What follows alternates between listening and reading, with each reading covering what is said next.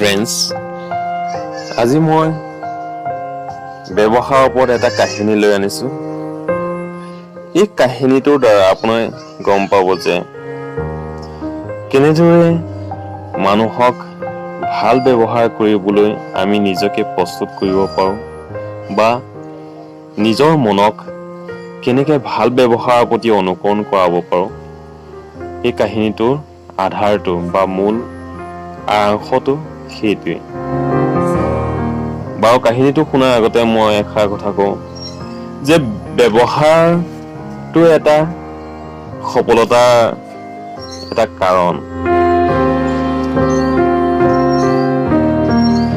ব্যৱহাৰ আমাৰ অসমীয়াত এষাৰ কথা আছে যে আপোনাৰ ব্যৱহাৰে আপোনাৰ পৰিচয়। আপুনি যি ব্যৱহাৰ কৰিব সেইটোৰ ওপৰতে আপোনাৰ পৰিচয়টো নিৰ্ভৰ কৰে। আজি পৃথিৱীত মহান হ'বলৈ সকলোৱে মন যায়, নহয় জানো? কিন্তু প্ৰথমে মানুহ কোৱা কথাটো পাহৰিছে। যি ব্যৱহাৰ আমি নিজে পচন্দ নকৰোঁ, এই ব্যৱহাৰটো আনকো কৰিব নালাগে। ব্যৱহাৰটো এটা গণিতৰ শূন্যৰ দৰে, যি নিজে কোনো মূল্য নাথাকে, কিন্তু আনৰ লগত একেলগ হোৱাৰ পৰা তাৰ মূল্য বাঢ়ি যায়। ঠিক আছে, আজি মই এজন শিক্ষাগুৰুৰ কাহিনী শুনাবলৈ গৈ আছো, যিজনে চবৰে লগত ভাল ব্যৱহাৰ কৰে আৰু কাৰোৰে ওপৰত খং নকৰে। কিন্তু আমি লক্ষ্য কৰোঁ যে আমাৰ প্ৰত্যেকৰে কি কৰে, খং উঠে আৰু সৰু সৰু কথাত কাজিয়া কৰোঁ আমি। কিন্তু সাধু মহাপুৰুষ মহাত্মাসকলে সকলোকে বহুত মৰমেৰে কথা পাতে, কেতিয়াও খং নকৰে। আমি দেখিছো, নহয় জানো? কাহিনীটো এনেকুৱা আছিল যেনে এজন শিক্ষাগুৰু আৰু তেওঁৰ এজন শিষ্য আছিল। শিষ্যজনে কথাৰ প্ৰতি খং উঠিছিল, সৰু সৰু কথাত ভীমু হৈছিল। এদিন শিষ্যজনে নিজৰ শিক্ষাগুৰুজনৰ ওচৰলৈ গৈ সুধিলে যে, গুৰু, অনুগ্ৰহ কৰি আপুনি আপোনাৰ ভাল ব্যৱহাৰৰ ৰহস্য কৈ দিব নেকি? যে কি কাৰণ আছে আপুনি কাৰোৰে ওপৰত খং নুঠে, আপুনি প্ৰত্যেকৰে লগত হাঁহি মুখে কথা পাতে? এই ভাল ব্যৱহাৰৰ ৰহস্য অনুগ্ৰহ কৰি কৈ দিয়কচোন। তেতিয়া গুৰুৱে ক'লে, মই মোৰ ভাল ব্যৱহাৰৰ ৰহস্য কাৰণ নাজানো, কিন্তু মই তোমাৰ এটা ৰহস্য জানো। তেতিয়া শিষ্যজনে গুৰুক সুধিলে, আপুনি মোৰ কি ৰহস্যৰ কথা জানে? গুৰুৱে ক'লে, মই তোমাৰ বিষয়ে জানো যে তুমি আজিৰ পৰা 7 দিনৰ ভিতৰত তোমাৰ মৃত্যু হ'ব। তুমি এই সংসাৰখন এৰি যাবগৈ।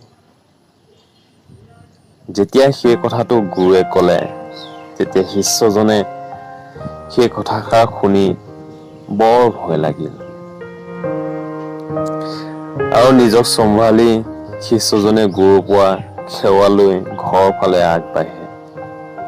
যেতিয়া শিষ্যজনে গুৰুৰ ওচৰৰ পৰা ওলাই যায়, তেতিয়া তেওঁ একেবাৰে বদলি হোৱা এজন মানুহৰ নিচিনা হৈ যায় আৰু সি লগ পোৱা সকলোকে মৰমেৰে কথা পাতিবলৈ ধৰে আৰু মানুহক ক'বলৈ ধৰে যে যদি মই আপোনাক কেতিয়াবা কিবা কথাত মই বেয়াকৈ কৈ পাইছো, মোক ক্ষমা কৰি দিয়ে যে। যেতিয়াই 7 দিন পাৰ হৈ যায়, তেতিয়া শিষ্যজনে শিক্ষাগুৰুজনৰ ওচৰত আশীৰ্বাদ ল'বলৈ উপস্থিত হয় আৰু শিষ্যজনে আশীৰ্বাদ লৈ কয় যে, গুৰু, মোৰ অন্তিম সময় আহি পালে, মোক আশীৰ্বাদ দিয়ক আৰু মোক বিদায় দিয়ক। তেতিয়া গুৰুজনে শিষ্যলৈ চাই ক'লে, এতিয়া তুমি কোৱাচোন, তোমাৰ যোৱা 7 দিন কেনেকৈ পাৰ হৈ গ'ল? তেতিয়া শিষ্যজনে ক'লে যে, গুৰু, মোৰ যোৱা 7 দিন বহুত ভালকৈ গ'ল।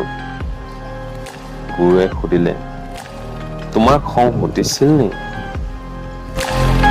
তেতিয়া শিষ্যজনে উত্তৰ দিলে গুৰু, মই কিয় কাৰোবাৰ ওপৰত খং কৰিম?